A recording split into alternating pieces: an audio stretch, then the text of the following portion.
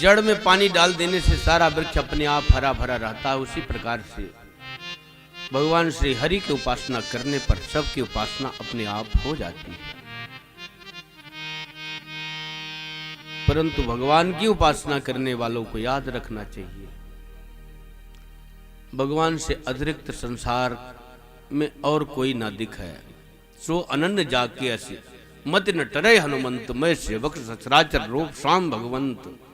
ये अनन्यता है। अनन्यता ये नहीं कि भगवान को चाहे और सारे संसार की निंदा करे, ऐसा नहीं।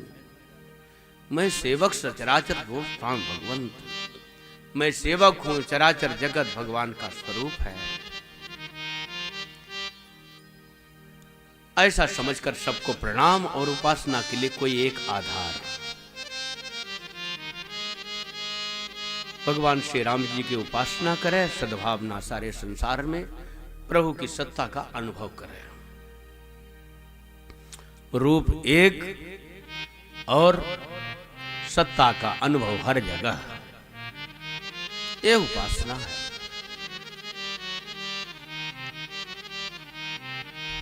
भगवान अवतार क्यों लेते हैं? अजन्मा नाम है। तीसरा प्रश्न है, अजन्मा नाम होते हुए जन्म क्यों लेते हैं? यदा यदा हि धर्मस्य ग्लानिर्भवति भारत, अभ्युत्थानं धर्मस्य तदात्मानं सृजाम्यहम्। जब जब धर्म की हानि होती है, अधर्म का बाहुल्य सारे देश में व्याप्त हो जाता है, आसुरी संपदा का बाहुल्य हो जाता है और दैवी संपदा का ह्रास हो जाता है, कमी हो जाती है, तो भगवान नाना प्रकार के अवतार लेकर के आसुरी संपदा का विनाश करते हैं, दैवी संपदा की स्थापना करते हैं। संत ब्राह्मण देवता और गाय की रक्षा करते हैं।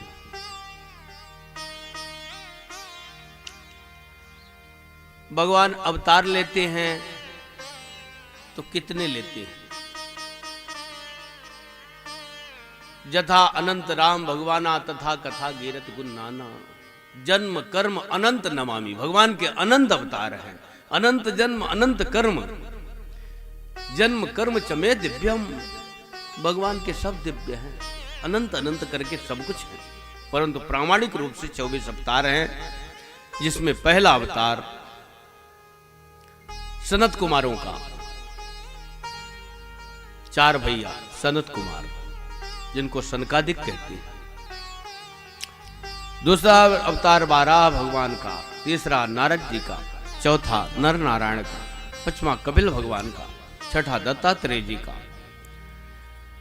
6ठा यज्ञ भगवान का, 8वां ऋषभ देव जी का, 9वां पृथु जी का, 10वां मत्स्य अवतार, 11वां कच्छप अवतार, 12वां धन्वंतरी अवतार, 13वां मोहिनी अवतार, 14वां नृसिंह भगवान का, 15वां वामन भगवान, 16वां श्री परशुराम जी, 17वां श्री महर्षि वेद व्यास जी,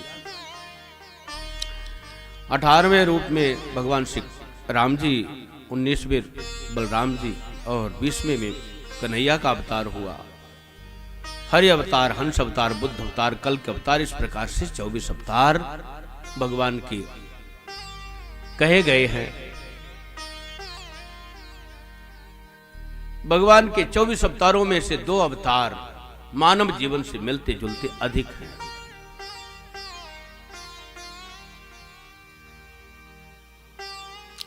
और दोनों ही तत्वतः एक हैं, राम और कृष्ण। राम कृष्ण 2 एक हैं, अंतर ना ही निमेष, तनिक मात्र अंतर नहीं है। एक के नयन गंभीर हैं, एक के चपल विशेष।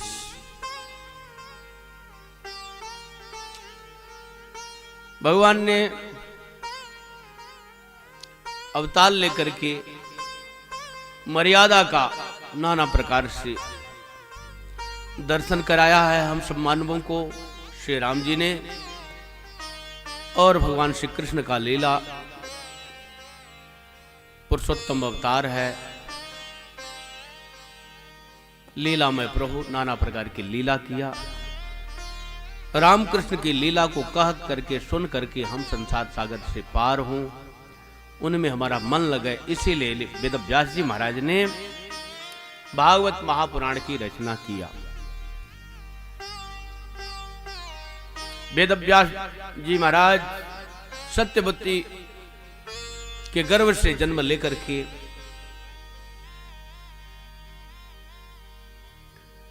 सीधे सरस्वती नदी के किनारे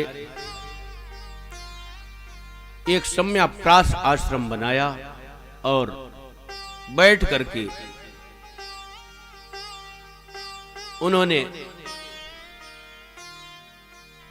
ध्यान में सारे संसार को देखा। सारी दुनिया उनके ध्यान में घूमने लगी।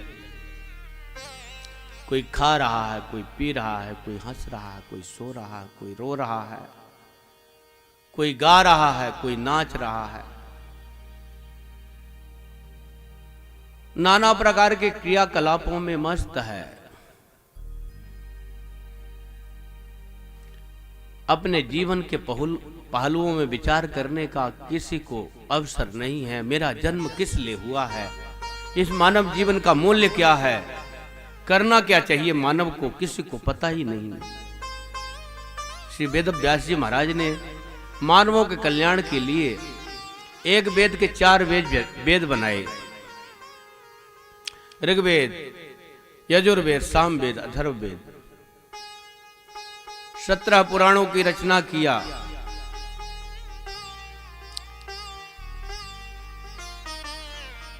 महाभारत जैसे इतिहास की रचना किया। उसके बाद भी उनके मन में खेद है, मन में अशांति है। लगता है उन्हें जो मानवों को मुझे प्रदान करना चाहिए, समाज के लिए जो कार्य करना चाहिए, मैंने नहीं किया। इतने में श्री नारद जी महाराज आते हैं और नारद जी महाराज को आते हुए देख करके श्री वेदव्यास जी महाराज खड़े हो जाते हैं। स्वागत किया, पूजन किया और प्रश्न कर दिया, मेरा मन अशांत है, अशांति का कारण बताओ मुनिवर, क्या बात है।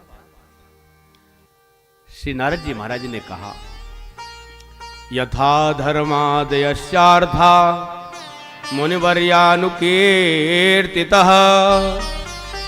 न तथा वासुदेवस्य महिमा ह्यनुवर्णितः।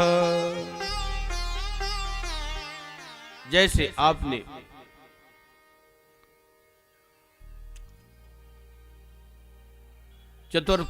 पुरुषार्थ का वर्णन किया है, अर्थ धर्म काम मोक्ष का वर्णन किया है अपने धर्म ग्रंथों में,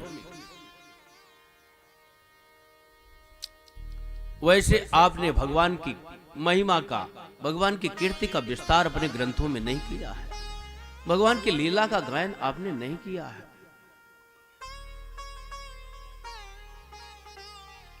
अमुक कर्म करो तो अमुक फल की प्राप्ति होगी, ऐसा कर्म करो तो ऐसा होगा। जैसा आप लोग नाना प्रकार की कथाएं सुनते हैं, रविवार व्रत करो तो ऐसा होगा, शुक्रवार करो तो ये होगा, संतोषी माई प्रसन्न होगी, बृहस्पतिवार को विष्णु भगवान, मंगलवार को हनुमान जी, तो फिर सब शनिवार